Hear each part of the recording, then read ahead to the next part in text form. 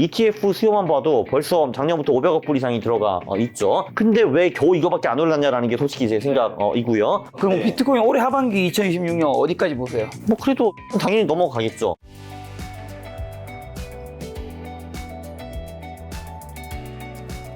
자, 비트코인이 주춤하다가 최근에 갑자기 신고가 이제 12만 달러 돌파하고 지금은 다시 조금 떨어지긴 했지만 굉장히 높은 가격인데 12만 달러 돌파한 이유는 뭘까요? 사실 저는 그 왜 이렇게 늦게 돌파했나 그게 오히려 좀 의아합니다. 그러니까 몇 예. 개월 동안 안 좋았어요. 사실 왜냐하면 지금 기업들도 이제 미친 듯이 사고 있고, 그러니까 지금 스트라티지가 60만 개가 넘어갔거든요. 그리고 그 미디어 그룹도 이번에 쿨하게 20억 불을 샀습니다. 그래서 2위가 됐어요. 그리고 국가 차원에서는 미국은 이미 이제 전략 자산화 한다고 했고, 엘살바도르부터는 하고 있고, 그리고 이제 그 좀 개발도상국 중에서 채굴 플러스 보유하는 기업들이 점점 좀 늘어나고 있고요. 뭐 카자흐스탄 뭐 이런 데들. 네. 그리고 미국과 좀 적대적이라서 달러를 덜 쓰고 싶은 나라들도 이제 그쪽을 많이 고민하고 있고, 그리고 비트코인이 전통적으로 우파와 극우파 정치인들이 좋아하는 이제 수단이기 때문에 이제 유럽도 거의 다 극우화가 됐거든요. 거의 모든 나라가. 그래서 거기서도 이제 조만간 계속 나올 겁니다. 그 이제 전략 자산을 한다는 나라들이 이번에 영국의 그 극우파 이제 다 차기 총리가 유력한 그 사람도 그걸 한다라고 했고, 파키스탄도 한다고 했고, 뭐 어쨌든 그렇고, 그리고 기업들도 이제 스트라테지 같은 기업이 이제 재미를 보니까 나도 할래, 나도 해가지고 한국 상장상 중에서는 그런 기업들이 나오고 있습니다. 거기 나오고 있고, 기관들은 이제 ETF 수요만 봐도 벌써 작년부터 500억 불 이상이 들어가 있죠. 근데 왜 겨우 이거밖에 안 올랐냐라는 게 솔직히 제 생각이고요. 제 생각에 파는 주체들은 일단 걔네들은 거래소에서 많이 사가고 있어요. 그래서 거래소 물량이 작년 310만 개였나? 거기서 240만 개로 줄어들었고요. 70만 개가 날아가 버렸고, 그리고 제 생각에는 그 고래들, 그러니까 옛날부터 보유하고 있다가 내가 100만 원 비트코인을 투자했는데 지금 얼마야? 뭐 450억? 오 이런 사람도 있잖아요. 근데 그런 사람들이 파는 주체가 확실히 좀 된 것 같아요. 요즘 가끔 그런 뉴스 나오잖아요. 뭐 10년 동안 잠자고 있던 비트코인이 나왔다 뭐 이런 거. 근데 이제 그 물량도 언젠가는 소진될 수밖에 없죠. 당연히. 그래서 그 물량이 소진이 되면은 다시 한번 가격이 엄청나게 많이 뛸 가능성이 있죠. 왜냐면 수요는 끊이지 않으니까. 공급은 한정적이고. 그렇죠. 공급은 더 이상 나올 수가 없고요. 공급은 1년에 16만 개거든요. 근데 스트라티지라는 기업이 하나가 그 지금 상반기에 산 거가 거의 2배예요. 거의 30만 개 거의 산 걸로 알고 있는데. 많이 샀습니다. 자, 그럼 과거 데이터를 보면 비트코인은 8, 9월 여름 시즌에 약세를 보였는데 올해도 이런 계절적 약세가 반복될 것으로 보는지 아니면 기관 투자자 유입 등은 달라진 변수가 좀 있을까요? 바로 그 기관 투자자들이 보통 이제 주식도 이제 8, 9월에 약세를 보이게 만들기 때문에 8, 9월이 크게 재밌을 것 같지는 않은데, 제가 보통 11사 천국 50지옥 얘기를 이제 많이 하잖아요. 여기서 중요한 거는 비트코인은 한 달 정도 빠릅니다. 그래서 10월이 비트코인이 제일 좋은 달이 압도적으로 좋거든요. 10월이. 그래서 얘네들은 오히려 13천국 4구지옥 이런 식으로 봐도 될 것 같아요. 오히려. 그러니까 이제 그래서 10월은 뭐 거의 무조건 좋으니까 이제 그때는 무조건 재미를 볼 가능성이 높고요. 최근 10년 동안에 늘 좋았으니까. 그리고 그렇기 때문에 요즘은 좀 최근 2년 동안은 트렌드가 10월이 아니라 아예 그냥 9월 말부터 좋은 경우가 좀 많이 생겼어요. 그걸 유념하시면 되는데, 근데 그 전까지는 아마 썩 좋기는 좀 어려울 거예요. 왜냐면 이제 8, 9월이 금융시장이 워낙 좀 안 좋기 때문에. 그래도 저는 비트코인은 그냥 들고 갈 생각이에요. 왜냐면 뭐 빠져봤자 뭐 솔직히 뭐 10%, 15% 빠질 건데. 근데 이제 알트코인은 아마 그 정도 비트코인이 빠진다고 하면 훨씬 더 많이 빠질 거기 때문에 걔네들은 좀 덜었다가 다시 9월 말 10월 이때 들어갈 생각입니다. 생각하신 것만큼 비트코인이 많이 오르지 않은 이유 중 하나로 관세 전쟁과 뭐 중동 리스크도 있을 텐데. 그거 끝났잖아요, 그거. 네, 이제 그런 거 완전 해소된 비트코인 가격은 좀 어떤 움직임이 보일까요?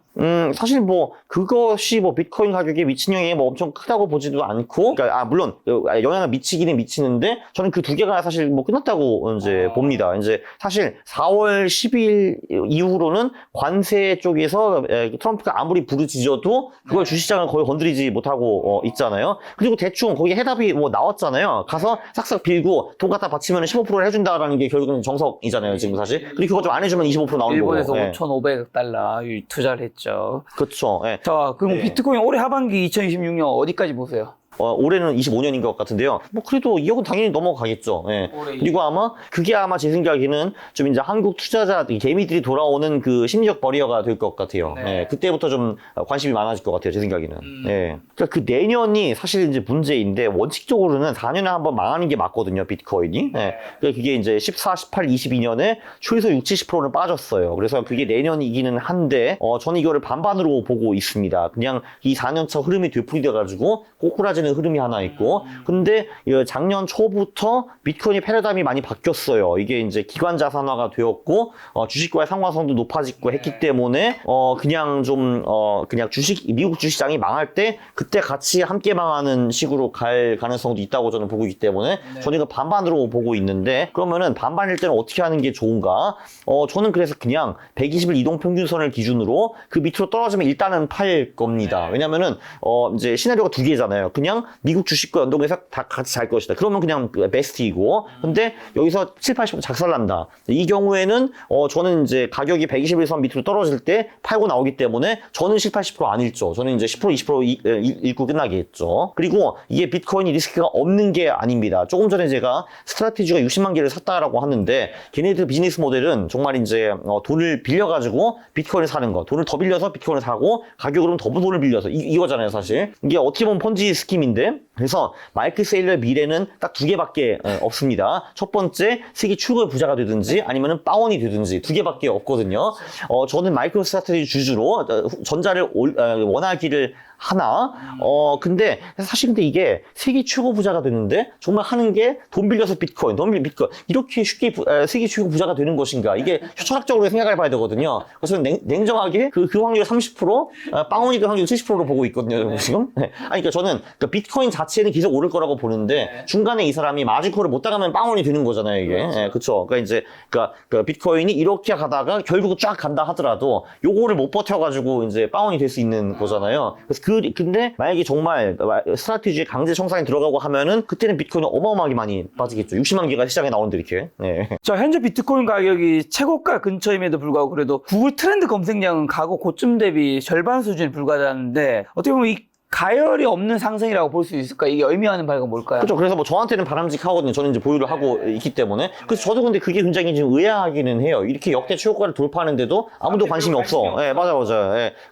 한국 사람들도 지금 뭐 주식이나 부동산 이런 거 하고 있고. 지금 주식 해봤자 올해 겨우 10%, 20% 이상 벌 수가 없잖아요. 사실 이게. 그 코스피가 4천까지는 아마 못 갈 거니까. 네. 근데 왜 지금 그거에 관심 있냐 이거죠. 근데 지금 내가 보기 이쪽이 훨씬 더 먹기 많은데. 불가사의합니다. 네. 비트코인이 다른 디지털 자산으로 대체될 확률은 없는지 네트워크 효과 관점에서 좀 설명 한번 해주신다면요. 그 네트워크 효과를 모르겠고 이게 이제 그 비트코인이 되게 신비로운 자산이죠. 어떻게 보면 이제 21세기 도시 전설이라고 볼 수도 있는데 그러면 사실 이게 말도 안 되거든요. 일단 이거 누가 만들었는지 아직도 몰라. 일단 그게 굉장히 크고요. 그러면은 이거를 주체할 수 있는 그 중앙 권위자가 없어요.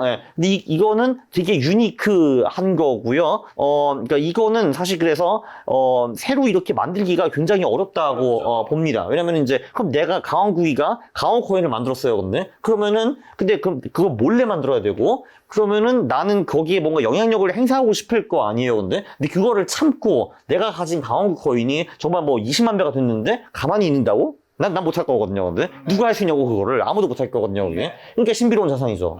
저는 솔직히 그분이 돌아가셨다라고 봅니다. 아니 생각해봐. 그 사람이 지금 10%를 가지고 있거든요.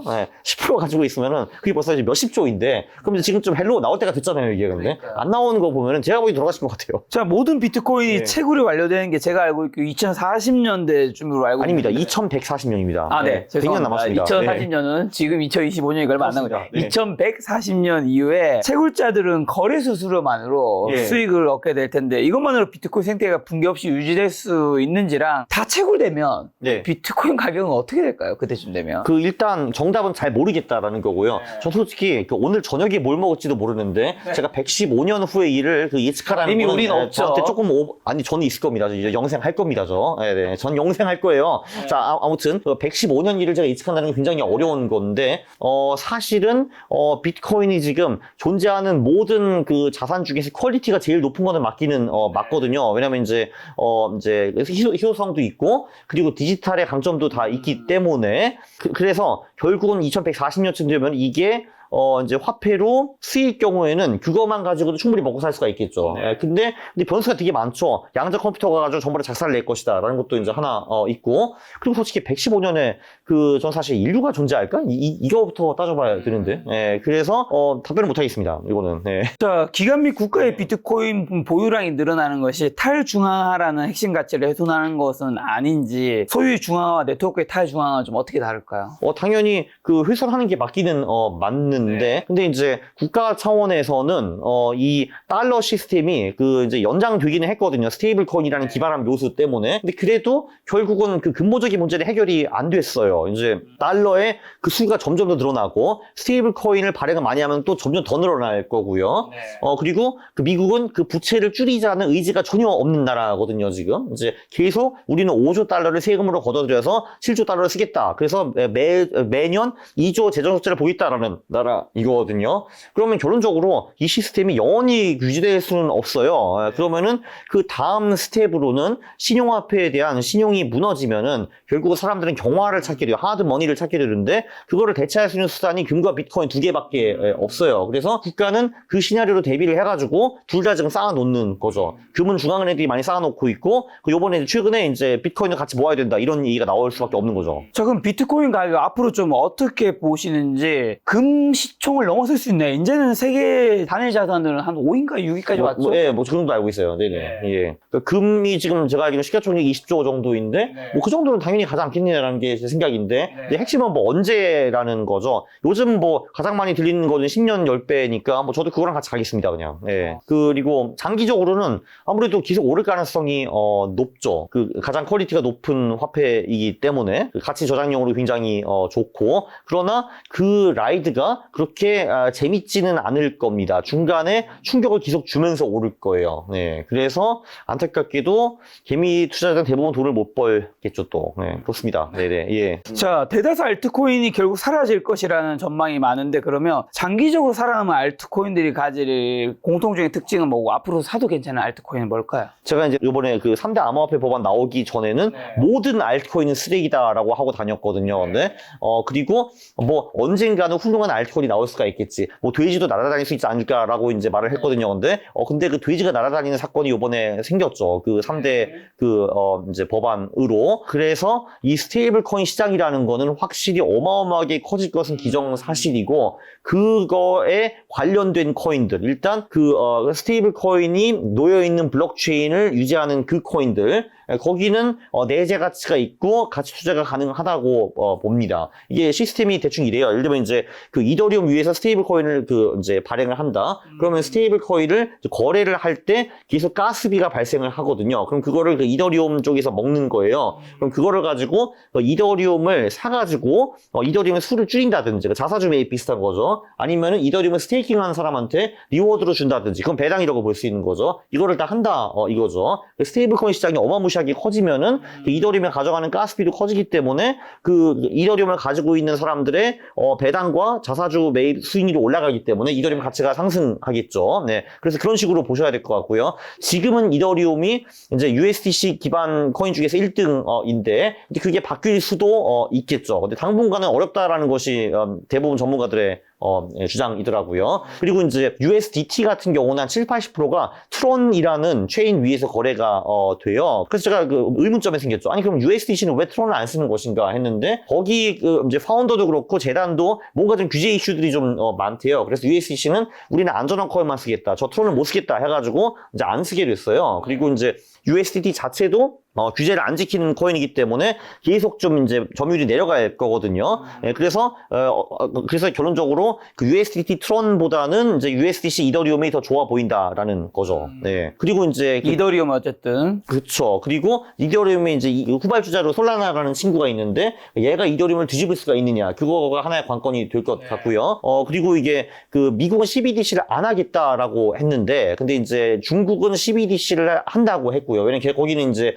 중앙 통제를 해야 되는 나라이기 때문에 그리고 나머지 모든 딴 나라들은 두 개를 좀 병행을 할 것 같아요. CBDC랑 저기 스테이블 코인이랑. 근데 CBDC 같은 경우에는 이제 블록체인 같은 경우는 한 번 거래를 하면 끝나거든요. 그게 이제 더 이상 되돌릴 수가 없는데 그 CBDC는 그 거래를 다시 되돌릴 수 있는 기능이 필요한데 거기서 또 리플이 갑자기 튀어나오더라고요. 보니까. 네, 그래서 그쪽도 이제 저는 사실 리플도 쓰레기인 줄 알았는데 요번에 이제 배웠죠. 아, 이게 가치가 있는 거였구나. 이렇게. 네. 그렇습니다. 이더리움과 그럼 솔라나와 리플? 네, 근데 저는 개인적으로 CBDC는 좀 더 훗날 미래이고 스테이블 코인 시대는 이미 도래를 했기 때문에 저는 일단은 지금은 이더리움, 솔라나가 먼저라고 보는 사람입니다. 어떻게 보면 비트코인과 이더리움, 솔라나 3대장인 거네요? 네, 그렇죠, 그렇죠. 네, 비트코인은 그냥 뭐 금 비슷한 거니까 그러니까 자산을 보존하는데 굉장히 좋죠, 일단. 네.